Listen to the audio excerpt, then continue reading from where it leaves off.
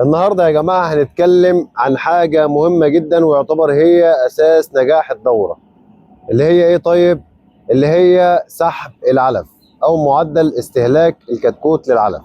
عايز اقول لك ان معدل استهلاك الكتكوت للعلف ده بيدل، او ده المؤشر اللي بيقول لك اذا كانت دورتك في طريقها للنجاح او في طريقها الصح، او عندك مشكله ولازم تقف ستوب وتراجع نفسك وتدور على المشكله فين.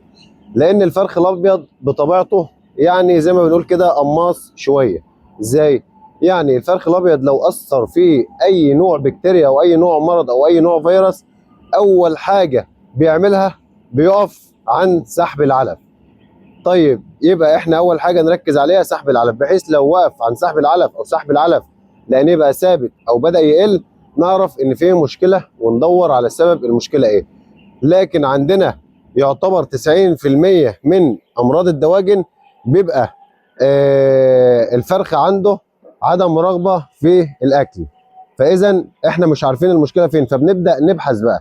طيب عندنا برضو مشاكل تانية ممكن ما بتاثرش على سحب العلف، ولكن بتاثر على تحويل العلف، زي الامراض المعويه، ممكن زي كوكسيديا او كوليستيريديا او التهاب في الامعاء. ايا كان حاجه معويه بتبدا الفرخ عادي بياكل وبيشرب وزي الفل، لكن بتلاقي التحويل بتاعه ضعيف جدا.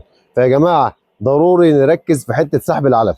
يعني النهارده مثلا لو انت راجل عندك وليكن عنبر وبتعلف مثلا في اليوم 10 شكاير علف، وكل يوم مثلا بتعلف في نفس التوقيت، فلازم تلاحظ العلفات بتاعتك كان فيها قد ايه علف قبل ما تحط العلفه الجديده بتاعت اليوم الجديد، عشان تقدر تتاكد اذا كان استهلاك العلف بتاعك منتظم وفي زياده كل يوم ولا عندك مشكله. وبرضه بالنسبه للناس اللي بتربي اعداد صغيره وكميات صغيره، فانت لو مثلا بتحط في اليوم لفراخك مثلا وليكن 10 كيلو 15 كيلو، تبدا تتابع وتلاحظ تشوف الفرخ بياكلهم وبيخلصهم ولا لا. وبرضه يا جماعه بلاش نجوع الفرخ مده طويله، بحيث ان الفرخ برضه مناعته ما تسقطش. يعني برضه يعني التجويع مهم، ولكن ممكن نص ساعه، ساعه، اقصى حاجه ساعتين، وخصوصا في الفرخ في العمر الصغير. اما في العمر الكبير عادي ممكن بنجوع لحد 4 ساعات، ولكن انا بفضل يعني التجويع يكون بكتير قوي ساعتين اتنين بس.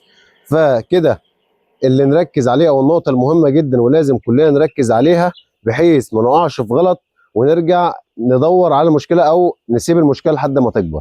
مؤشر استهلاك العلف هو اللي بيقول لك استوب، لحظه عندك مشكله لسه في البدايه، الحق ودور عليها بسرعه. اتاخرت عن كده وما خدتش بالك من النقطه دي، هتبدا بقى تلاقي اعراض المرض اللي موجود عندك اللي اثر على سحب العلف يبدا يظهر على الفرخ. يبدا الفرخ يكش قدامك، يبدا الفرخ يتغير، يبدا يخس، تبدا الفراخ ما تعجبكش، فبيكون علاجها صعب. اما المشكله لما بتلحقها في الاول بيكون الموضوع سهل وبتقدر انك تتعامل معاه بكل مرونه وبكل سهوله.